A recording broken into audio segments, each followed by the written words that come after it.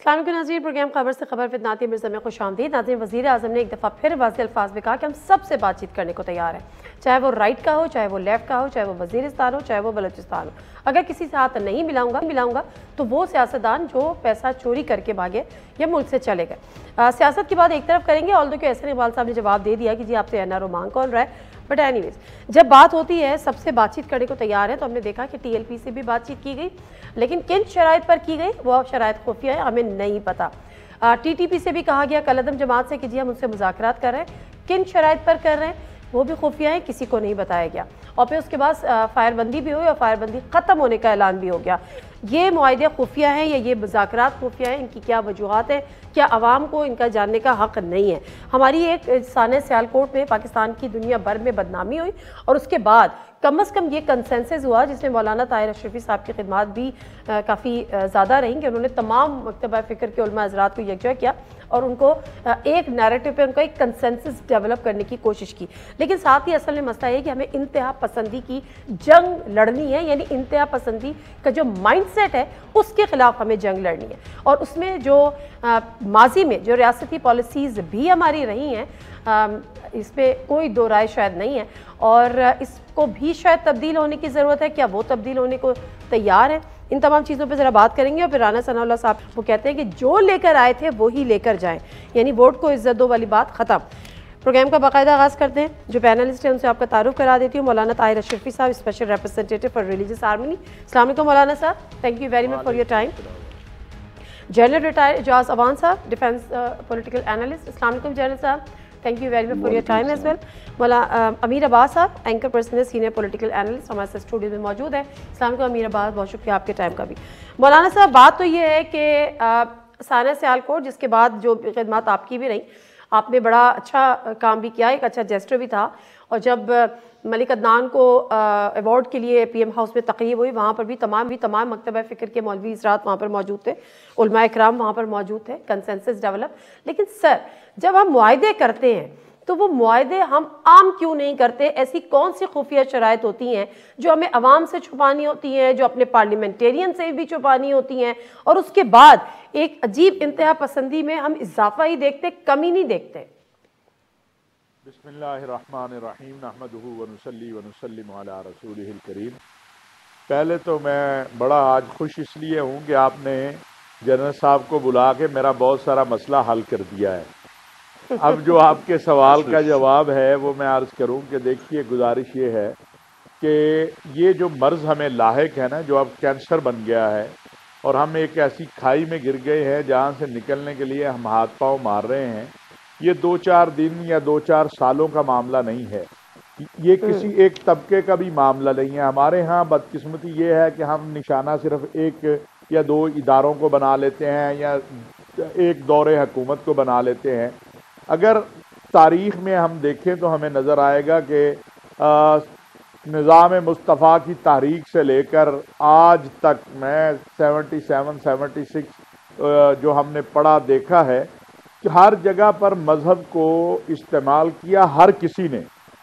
ये नहीं है कि मज़हब को सियासतदानों ने नहीं इस्तेमाल किया तो मज़हब को जो फौजी हुकूमतें थी उन्होंने इस्तेमाल किया, मज़हब को सहाफ़ियों ने नहीं। जिसका बस चला, जहां बस चला, उसने मज़हब को इस्तेमाल किया। और फिर ये सूरत हाल आज आपके हकीकत हाल में आपके मुल्क की है कि आपका MPA, MNA, आपका काउंसलर, आपका नाज़िम, वो भी फैसला करने के लिए उन इंतहा पसंदों या शिद्दत पसंदों की तरफ देखता है जो उसके शहर में प्रवेल करते हैं, वही कब्जे कराते हैं, वही भत्ते लेते हैं, वही सारा कुछ करते हैं। अब आके जब आपको ये महसूस होना शुरू हुआ कि ये तो काम हाथ से निकलता चला जा रहा है, तो मौजूदा दौरे हुकूमत में बाकी जो भी आप कहें, लेकिन ये मामला थोड़ा सा कुछ फैटफ भी आ गया, कुछ और चीज़ें भी आ गई, तो ये थोड़ा सा नीचे मामला जाना शुरू हुआ है। लेकिन हम ये कहें कि मुकम्मल 100% जनाब दुरुस्त है तो ऐसी बात भी नहीं है। लेकिन क्या इससे निपटा जा सकता है? क्या इससे हम अपने आप को बाहर निकाल सकते हैं? तो मैंने इसीलिए शुरू में कहा कि जनरल एजाज अवान साहब की मौजूदगी में मुझे ये खुशी है कि कुछ काम इन्होंने और मैंने उस दौर में जब मैं एडवाइज़र था हमने किए थे, हम सही इससे है। निकल सकते हैं अगर विल हो, अगर इरादा हो, और अगर कुव्वत जो है वो इरादे बिल्कुल के सही है। साथ साथ। तो ऐसा भी मसला नहीं है कि हम इतने फंस गए हैं कि हम चंद हजार या चंद सौ लोगों के हाथों ठीक है। यरगमाल हो चुके हैं, ऐसी बात भी नहीं है। ठीक है सर, ठीक है, आपने कहा कि ऐसा नहीं है कि हम यरगमाल हो चुके हैं, लेकिन माजरत के साथ जब टीएलपी वाला खासतौर पर मामला आया, पुलिस के जवानों की शहादतें हुई और उसके बाद उनको कहा गया कि भारतीय फंडिंग, ये वो सारे इल्जाम लगे, और उसके बाद हमने सरेंडर किया, उनसे मुज़ाकरात कर लिए और पुलिस वालों की शहादतों को हमने टोटली इग्नोर कर दिया। तो फिर मामला यही लगा कि हम यरगमाल हो चुके हैं। मैं इस पर सवाल आपसे दोबारा जवाब बात करूंगी, लेकिन जनरल साहब, जब बात यहाँ पर होती है, एक तो टीएलपी का मामला हो गया, फिर टीटीपी का मामला हो गया। आज वजीर आजम साहब जिस तरह से कह रहे थे, सबसे बात करने को तैयार हूँ। एपीएस का साना एपीएस पे जो सुप्रीम कोर्ट ने वजीर आजम को बुलाया, चीफ जस्टिस ने ये बात की कि आप मुजरिमों को मुज़ाकरात की मेज़ पर ला रहे हैं। आज उन्होंने फिर एक हमला किया और फायरबंदी का कल उन्होंने ख़त्म किया उसको कि जी 1 महीने का हमने किया था वो ख़त्म है। आज उन्होंने पुलिस वालों को शहीद किया और जो पोलियो टीम्स की हिफाजत कर रहे थे। तो सर, हम ये डिफेंसिव रोल है हमारा, या फिर वो यरगमाली वाला इंप्रेशन आ रहा है, या कमजोर रियासत का इंप्रेशन आता है? Nadia, thank you very much. पहले तो अशरफी साहब को और अमीर अब्बास को मेरा बहुत सलाम।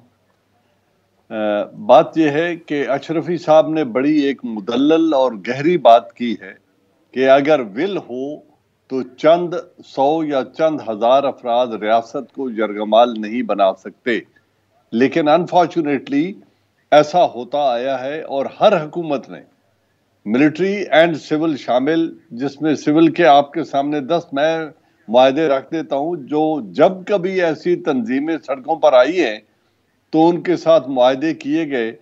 और तहरीक नफाज शरिया मोहम्मदी जो मालाकंड डिवीजन में थी, उसके साथ बेनज़ीर भुट्टो साहबा ने मुआहदा किया, उनके साथ नवाज शरीफ साहब ने मुआहदा किया।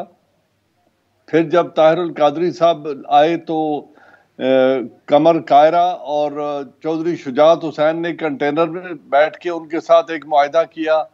फिर जब ये टीएलपी आई पहली दफा, तो उस वक्त मुस्लिम लीग नून की हुकूमत ने इनके साथ एक मुआहदा किया जिसको बाद में कंट्रोवर्शियल बना दिया गया जनरल फैज के हवाले से। सिग्नेटरी कौन था, आपको याद है? वो मुस्लिम लीग नून की हुकूमत में जो मुआहदा हुआ था? जी, इकबाल एहसन साहब थे इंटीरियर मिनिस्टर के, साइन उस पर अब भी मौजूद है। और जनरल फैज साहब के भी सिग्नेचर थे उस मुआहदे पे। जी जी, जनरल फैज साहब तो मातहत है ना, वो प्राइम मिनिस्टर से बालातर तो नहीं थे, वो तो DGISI भी नहीं थे उस वक्त। इंटीरियर मिनिस्टर के मातहत आते हैं, प्राइम मिनिस्टर के मातहत आते हैं, DGISI के मातहत आते हैं। जनरल फैज ने कोई अपना पर्सनल इनिशिएटिव तो नहीं था, वो तो हुकूमत के कहने पर गए थे। तो जब मातहतों को इस्तेमाल किया जाए और बाद में उन पर इल्जाम लगा दिया जाए तो ये अच्छी रिवायत नहीं है। लेकिन ये कहना मैं चाहता हूं, और मैं अशरफी साहब की बात को एंडोर्स करता हूं, कि अगर विल हो, चीफ जस्टिस की बात का आपने हवाला दिया, मैं चीफ जस्टिस साहब से जरा ये तो पूछे कि 10 साल इस मुल्क में दहशतगर्दी रही है, इस मुल्क की तमाम अदालतों ने कितने दहशतगर्दों को सजा दी है 10 सालों के बाद? ठीक है सर, ये बड़ा वैलिड आपका क्वेश्चन है और ये बड़ा डिपेंड भी करता है हमारी इस तरह नहीं, बात सुन ले।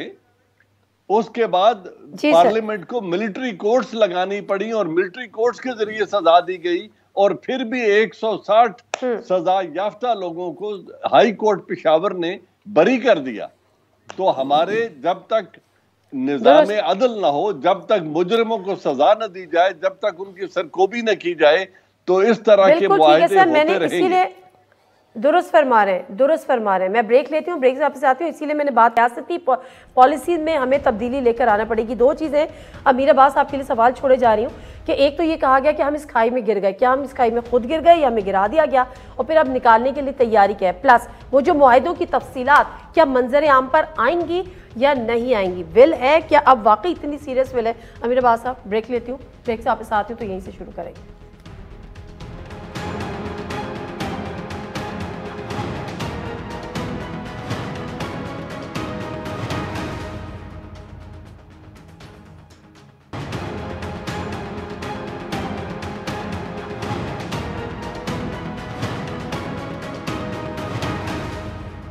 जी नज़ीर, प्रोग्राम में एक दफ़ा फिर आपको खुशामदीद कहते हैं। जी अमीर अब्बास साहब, 3 सवाल आपके लिए, 3 से 2 तकरीबन सवाल छोड़ के गई थी। एक तो वही कि खाई में गिरे हैं, खुद गिरे हैं, गिराया गया है, प्लस वो मुआहदे उनकी अहमियत है कि वो मंजर आम पे आने चाहिए या नहीं है। ब्रेक से पहले जनरल साहब अदालती निज़ाम की बात कर रहे थे, तो मैं आपको एक फर्स्ट हैंड इन्फॉर्मेशन आपसे शेयर करूं। इस मुल्क के एक आर्मी चीफ ने इस मुल्क के एक chief justice of supreme court से मुलाकात में कहा कि मेरे पास, यानी मेरे इंस्टीट्यूशन के पास इतने लोग हैं जिनको हमने मुख्तलिफ वाक़यात में, क्राइम्स में, हीनियस क्राइम्स में जो दहशतगर्दी से मुतल्लिक हैं, उनमें हमने उन्हें पकड़ा, लेकिन हमारे पास ऐसा कोई कानून नहीं है कि हम इनको कैसे प्रोड्यूस करें और कहां प्रोड्यूस करें। इस मुल्क के सुप्रीम कोर्ट के चीफ जस्टिस ने, मैं नहीं बताता आपको कौन सा दौर था और वो कौन सी शख्सियत थी, सिटिंग सुप्रीम कोर्ट के चीफ जस्टिस ने सिटिंग आर्मी चीफ से कहा कि इनको जहां आपने रखा हुआ है इनको वहीं पे फारिग कर दें। अगर आप मेरे पास लेकर आएंगे तो मैं तो फिर कानून के मुताबिक डील करूंगा, और अगर कानून इनको छोड़ता होगा, ये कातिल हैं, ये मर्डरर हैं, ये दहशतगर्द हैं, जो भी हैं, अगर कानून इनको छोड़ता होगा तो मैं छोड़ दूंगा, अगर एविडेंसेस नहीं हो। यानी जिस मुल्क का चीफ जस्टिस इतना बेबस हो जाए और जिस मुल्क की मुकन्नना सुन होकर पड़ी रहे, ये किसने बनाने थे कवानीन? ये मुकन्नना का काम था ना, ये पार्लियामान का काम है ना। ये जो पार्लियामान सुबह शाम जो यखनी पिलाते हैं हमें पार्लियामान की, ये उनका काम था ना कि वो कवानीन को अपडेट करते रहे वक्त के तकाजों के मुताबिक। बिल्कुल सही। जैसे जराइम की नौयत बदल रही है, दहशतगर्दी की नौयत बदल रही है, खूरेजी की नौयत बदल रही है, तो कवानीन उनको डील करने की कवानीन की नौयत भी बदलेगी, टेक्नोलॉजी को इंट्रोड्यूस करवाया। इन्होंने नहीं वो करवाया, तो चीफ जस्टिस भी बेबस था और आर्मी चीफ भी बेबस था। तो ये तो है आपकी रियासत की हालत। जहां तक ये सियालकोट का वाकया है, ये टीटीपी है, ये टीएलपी है, देखिए कोई इंसान अपने पड़ोसी के दरख्त को आग नहीं लगाता। कोई इंसान गांव में रहने वाला एक उज्जड पेंडू गवार, वो अपने पड़ोसी के खेत को आग नहीं लगाता। यहां एक जत्था उठता है, वो एक शख्स को मार मार के उसकी लाश को आग लगा देते हैं पेट्रोल छिड़क। ये कैसे हो सकता है? ये तब होता है जब मुसलसल आपके अंडरकरंट्स में इंतहा पसंदी परवान चढ़ती है।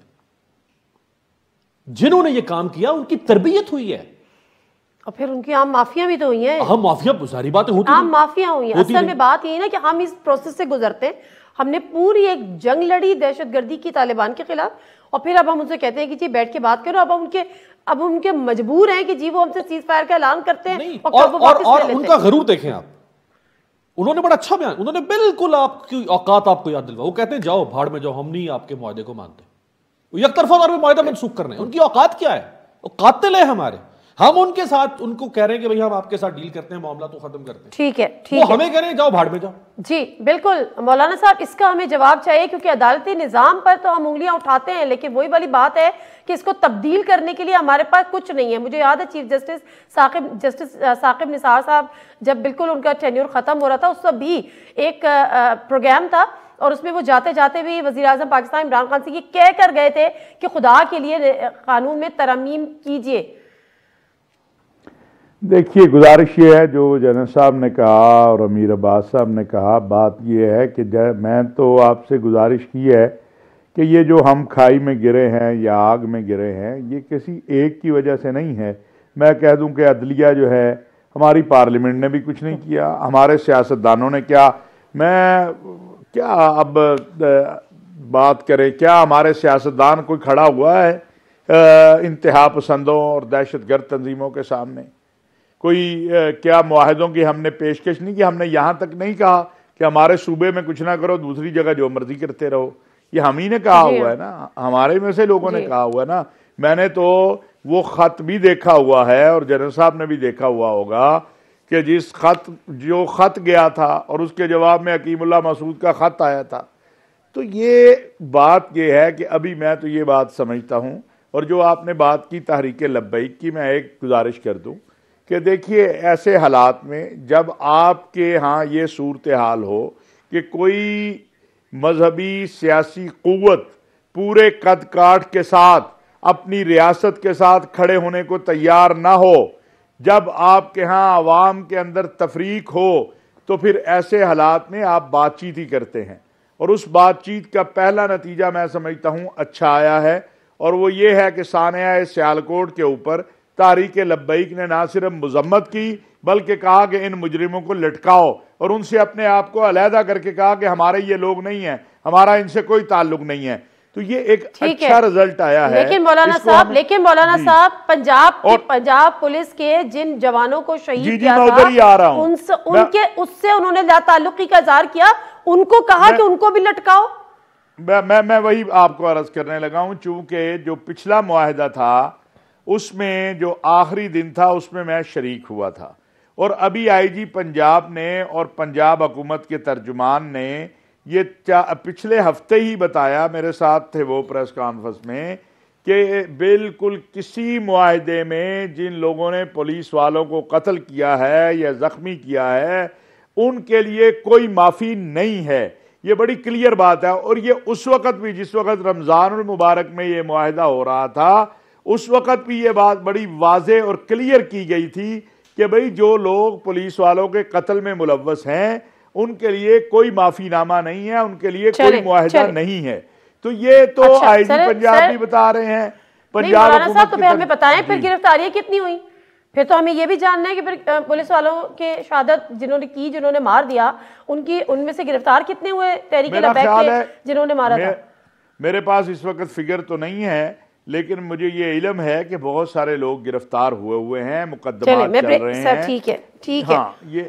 ठीक है सर, एक ब्रेक ले, जनरल साहब के बाद वापस आऊंगी। जनरल साहब से इस हवाले से तो मैं पूछूंगी ही, लेकिन उसके साथ साथ पूछना ही है थोड़ा सा जो पॉलिटिकल साइड है। राना सनाउल्लाह साहब ने कहा है कि जो उनको लेकर आए हैं वही इनसे छुटकारा हासिल करने के लिए अब अवाम की मदद करें, यानी एक दफा फिर फौज को या इन इदारों को या एस्टैब्लिशमेंट को वो दावा देते हैं, क्योंकि वो डायरेक्टली उन्हीं पे इल्जाम लगाते हैं कि वो लेकर आए। तो फिर वोट को इज्जत दो वाला मामला फिर कहाँ हो रहा? मुख्तसर सा ब्रेक, वापस आते हैं।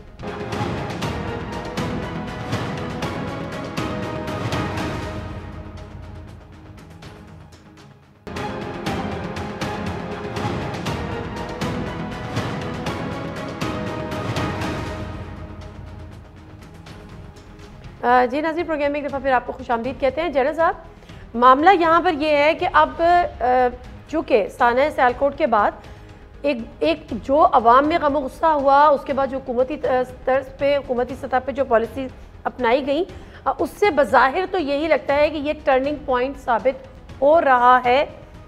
जो जिस तरह से श्रीलंकन मैनेजर को जलाया गया और सब कुछ हुआ, पाकिस्तान की जगह साई भी हुई दुनिया भर में, लेकिन यहाँ पर फिर वही ज़रूरत है कि जहाँ पे पॉलिसीज़ बनती थी वहाँ भी तब्दीली लाने की ज़रूरत है। वहाँ तैयारी है सर तब्दील करने की पॉलिसीज़? सवाल करें जिन्होंने कानून साजी करनी है और जिन्होंने कानून का नफाज करना है, जिन्होंने अदालती निज़ाम को बेहतर करना है और जो इस मुल्क के जानो माल के तहफ़्फ़ुज़ का हल्फ उठाकर हुकूमत में बैठे हैं, इसका जवाब तो वो दे सकते हैं। लेकिन इस तरह का जब भी कोई सानिया होता है तो लगता है कि अब एक टर्निंग पॉइंट आ गया है और इस टर्निंग पॉइंट के बाद मुल्क बड़ी दुरुस्त सिमत में चल पड़ेगा।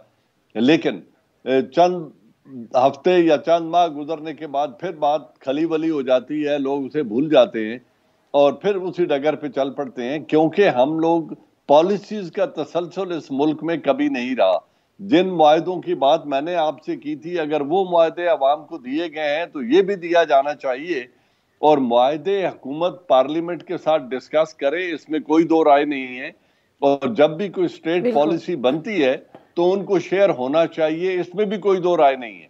लेकिन नफाज करना, इसके लिए जिस विल और डिटर्मिनेशन की जरूरत है उसका मुजाहरा करना भी जरूरी है। अभी ताहिर अशरफी साहब ने बड़ा दुरुस्त निशानदेही की कि इधर तो ऐसी सियासी जमातें हैं जो इनके साथ खड़ी हैं, इनके कंधों पे खड़ी हैं, इनके वोट बैंक को कैश करने के लिए खड़ी हैं, और वो तो कभी हुकूमत के साथ खड़ी ही नहीं हुई। और जब खुद हुकूमत में थी तो उस सूबे में जो कुछ हुआ वो भी हमने बड़ी अच्छी तरह देख लिया है। तो ये इस मुल्क में एक बड़े रेडिकल मैयज की जरूरत है इस चीज का कला कमा करने के लिए, डुएबल है। सर, हम हो सियासी सकता जमातों है। की तो बात कर रहे हैं, माजरत के साथ जनरल साहब, सियासी जमातों की हम बात भी कर रहे हैं, उनको जिम्मेदार भी ठहरा रहे हैं, लेकिन सर हमने गुड और बैड तालिबान की तफरीक किसने पैदा की थी और कितने किसी ने उनको भी नहीं असासा की है। बनाए कौन रखा गुड था? तालिबान है? कोई गुड तालिबान नहीं है, कोई बैड तालिबान नहीं है। बात सिर्फ ये होती है, एक दहशतगर्द है और एक दहशतगर्द नहीं है, एक पुरअमन शहरी है और एक कानून के कदर नहीं करता और कानून की पासदारी नहीं करता। इसमें तालिबान का लफ्ज किधर से आ गया? कोई गुड तालिबान या बैड तालिबान, ये अमेरिकन की बनाई हुई टर्म्स है, पाकिस्तान की बनाई हुई कोई भी टर्म नहीं है इनमें। अभी बात ये हो रही है अच्छा। कि आपने बड़े अच्छे तरीके से कह दिया पेशावर के साने का। हमारे बच्चे थे, हमें पता है। आप उनमें से देखें, जो 8 आदमी स्कूल में आए वो मारे गए, जो उनको मददगार साबित हुए उनमें से 5 तख्ता-ए-दार पे लटक चुके हैं। एक की अपील अभी तक अदालतों में फिर रही है और जो उनके परपिट्रेटर थे, जिन्होंने उनकी पुष्टपराई की, वो भी मारे जा चुके हैं। तो अगर वो तमाम लोग वासिले जहन्नम हो चुके हैं जिन्होंने उन बच्चों पर जुल्म किया था, तो हम इसको क्यों इशू बना के बैठे हुए हैं? अब इसको पॉलिटिसाइज किया जा रहा है। इसको सर अदालत ने 4 हफ्ते का पहले टाइम दिया था, अभी उसमें 10 दिन का एक्सटेंशन मिला है कि रिपोर्ट दे। हुकूमत ने उस पर रिपोर्ट जमा नहीं कराई है। इसको आप मुझे ये आगे बढ़ाते हैं। अदालत को ये आज याद आया है? अदालत को आज याद आया है सू मोटो नोटिस? अदालत किन को सजा दिलवाना चाहती है? मैं जो बता रहा हूं कि जिन लोगों ने स्कूल में गए वो मारे गए, जिन्होंने उनकी मुआवनत की वो तख्ता-ए-दार पे यही रिपोर्ट लटक अदालत गए। को देनी है, पता नहीं हुकूमत इतना टाइम फिर क्यों ले रही है? फिर तो यही रिपोर्ट अदालत को दे देनी चाहिए थी 4 हफ्ते के अंदर अंदर। देखें, प्राइम मिनिस्टर ने तो उस दिन अदालत में यही कहा था ना कि आप बताएं आप किसको सजा दिलवाना चाहते हैं। तो उन्होंने कहा जी नहीं, आप जाएं और तहकीकात करें। खैर, वो रिपोर्ट भी उनके पास आ ठीक है जाएगी सर, और उस ठीक पे है भी सर, एक प्रोग्राम मैं एक और ब्रेक ले लूं सर। ठीक है सर, मैं एक और ब्रेक ले लेती अदालती हुक्म आता है वो भी सामने आ जाएगा। ब्रेक के बाद वापस आऊंगी, दोबारा सवाल ये करूंगी कि साना सियालकोट क्या टर्निंग पॉइंट साबित होगा? Let me take a short break.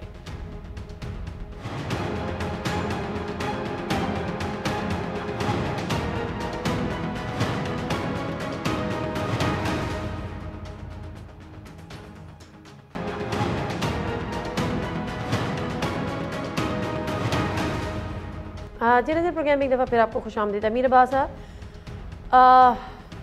साने सियालकोट के मैनेजर प्रियंका का जिस तरह से कत्ल होगी, क्या वो टर्निंग पॉइंट साबित होगा? मेरा नहीं ख्याल। मैं बिल्कुल, मुझे इस सोसाइटी के जो करता धरता हैं, उसमें बहुत सारे लोग हैं, बहुत सारे इदारे हैं, सियासत है, सब कुछ है, मुझे ये सब कॉम्प्रोमाइज लगते हैं। वैसे तो उनको माफ़ कर देना चाहिए सानिया सियालकोट के सारे जिम्मेदारों को। अगर आपकी रियासत उनको माफ़ कर सकती है, टीएलपी के उन जत्थों को जिन्होंने सुप्रीम कोर्ट के हाजिर जजों के खिलाफ वाजिबुल कत्ल के फतवे लगाए, ये मैं नहीं कह रहा, ये प्राइम मिनिस्टर के कोट एंड कोट अल्फाज हैं कि सुप्रीम कोर्ट के जजों को ये वाजिबुल कत्ल कह रहे हैं। अगर आप उन टीएलपी वालों को माफ़ कर सकते हैं जो हर 8-10 महीने के बाद बाहर निकलते हैं, और जो अभी प्राइम मिनिस्टर ने उस तकरीब में, आप भी थी, मैं भी था, ताहिर अशरफी साहब भी थे, इसी अदनान के लिए जो तकरीब हुई, प्राइम मिनिस्टर ने क्या कहा कि अब जब तक मैं जिंदा हूं मैं किसी को भी इस्लाम का और रहमतुल्लिल आलमीन का नाम इस्तेमाल नहीं करने दूंगा। टीएलपी ने क्या किया? हर दफ़ा यही नाम इस्तेमाल किया। अगर आप उनको माफ़ कर सकते हैं, अगर आप उन टीटीपी वालों को माफ़ कर सकते हैं, उसके एक मखसूस गिरोह को कि जिन्होंने रेडिकलाइज किया सोसाइटी को, टीएलपी ने सोसाइटी को रेडिकलाइज किया, हेप्नेटाइज किया मासूम जहनों को, टीटीपी ने हेप्नेटाइज किया लोगों को। मैं एक खुद ज़हन इंसान हूं, मुझे आप रहमतुल्लिल आलमीन के मामले पर जज्बाती कर दें और मुझे कहें कि साथ निकलो और जला दो और मार दो और गिरा दो, रसालत हो गई, तो फिर आप यानी फिर उनको माफ करें तो मुझे भी माफ कर देना। फिर ये जो सियालकोट में जिन्होंने किया, आपके मुआशरे में इस चीज को सेंसिटाइज किया गया है तो ये मामला हो रहा है ना, वैसे तो नहीं हो रहा ना। तो जब आप उन सबको माफ कर दें तो इनको भी माफ कर दें। फिर आप इतने फराख दिल हैं, इतने कुशादा दिल हैं आप, माशाल्लाह। आप रहमतुल्लिल आलमीन की सीरत पर चलते हुए इतने आपके दिल में रहम का भरा हुआ जज्बा, तो उनको भी माफ कर दें। ये जो टर्निंग पॉइंट नहीं है, टर्निंग पॉइंट नहीं है। अमीर अब्बास आपका ये तज़किया है, लेकिन आपसे मुख्तसरन सा टाइम का मैं जानना ये चाहूंगी कि इसको टर्निंग पॉइंट बनाने के लिए आपकी तरफ से कोशिशें क्या जा रही हैं? किस बात से हम बिलीव करें कि हाँ, वज़ीर आज़म साहब जो कह रहे थे वो बिल्कुल सही कह रहे थे? देखिए, गुजारिश ये है कि इतना बड़ा कंसेंसस मजहबी तबके का कभी पहले नहीं हुआ। मैंने नहीं देखा कि कोई एक आवाज़ भी इन जालिमों के लिए इफ़ एंड बट के साथ नहीं आई है। लिहाजा एक तो ये बहुत बड़ा कदम मैं समझता हूँ, और फिर ये है कि सोसाइटी के अंदर जो एक तशद्दुद का याद में बर्दाश्त का रुझान है, उसके ख़ात्मे के लिए हम सबको मेहनत करनी है। ये मैंने जैसे पहले कहा, एक दूसरे पे इल्ज़ाम तराशियाँ करके, जब TLP नहीं बनी थी उस वक़्त कसूर के अंदर जो है कोट राधा किशन में मियाँ बीवी को जलाया गया था, हाफ़िज़ कुरान को जेल में गुजरांवाला में जला दिया गया था, यूहानाबाद के बाहर 2 हाफ़िज़ कुरान बच्चों को जला दिया गया था। ये हमारा इज्तिमाई रवैया है, इसको ख़त्म करने के लिए हम सबको मेहनत करने की ज़रूरत है। किसी एक पे इल्ज़ाम लगा देना ठीक है, उन्होंने जो किया है उन्होंने उससे इनकार नहीं कर सकते, लेकिन अगर बेहतरी की तरफ जाना है तो फिर हमें इक़दाम करने होंगे, कोशिश तो करें, अमली इक़दाम करने होंगे सर। ठीक है, बिल्कुल ठीक है, अमली इक़दाम करने होंगे। वही अमली इक़दाम हम जानने की कोशिश कर रहे हैं और हम कोशिश करेंगे कि इस पे हम प्रोग्राम्स करते रहें। जनरल साहब, आपसे लास्ट कमेंट लूंगी इस हवाले से, क्योंकि PMLN हमेशा ये कहती रही कि वजीर आजम या PTI की गवर्नमेंट जो आई वो इलेक्टेड नहीं सिलेक्टेड है, और सिलेक्टर्स के तौर पर एस्टैब्लिशमेंट का नाम लेते रहे। आज फिर उनको मुखातिब करके कह रहे हैं कि जो लोग लेकर आए अब वो ले जाने में भी अवाम की मदद करें। तो आपका रोल एक दफा फिर वो एक्सेप्ट कर रहे हैं या डिमांड कर रहे हैं? हमारा रोल तो उन्होंने हमेशा ही एक्सेप्ट किया है और उससे फायदा भी उठाया है। सबसे पहले सिलेक्टेड तो यही थे, इनके लीडर आजम थे जो सबसे पहले सिलेक्ट हुए। गवर्नर जिलानी ने उन्हें इलेक्ट करके बुलाया था, सिलेक्टेड तो ये खुद थे। कहने का मकसद ये है कि अगर आप लोगों को अपनी स्टैंडिंग पर, और फिर आप कमेंट मांग रही हैं उस शख्स की बात पे जो चंद रोज पहले कह रहा था कि अगर ये हुकूमत न गई तो हमें TLP का रास्ता इख्तियार करना पड़ेगा। ये वही इंटीरियर मिनिस्टर है जिसने मॉडल टाउन कराया था। तो इस शख्स की बात पे क्या कमेंट आप मांग रही हैं? सर लेकिन मैं अगर इस पे कमेंट नहीं मांगी तो इस पे कर ले कि आपने खुद एतराफ कर लिया कि आप सिलेक्ट करते रहे। ना, ये कोई नई बात है? मार्शल लॉ के दौर में कन्वेंशन लीग में कौन लोग थे? जुनेजो लीग में कौन लोग थे? नवाज लीग में कौन लोग थे जिसे जनरल जियाउल हक के दिनों में बनाया गया था? क्यू लीग में कौन लोग थे? PTI में भरी हुई हैं। और PTI के दौर में कोई रोल था सर? आपकी असेंबलियां भरी हुई हैं उन सब लोगों से। ये कोर्ट बदल के पार्टियां बदलते रहते हैं, मटेरियल वही है। ओके, वन लाइनर कोई मेरा ख्याल है यही वन लाइनर, मेरा ख्याल है ये ऐसी काफी थी, इससे ज्यादा की गुंजाइश बचती नहीं थी। Thank you very much for your time. मौलाना साहब बहुत शुक्रिया, जनरल साहब बहुत शुक्रिया, प्रोग्राम से नाते मिर्जा को जला।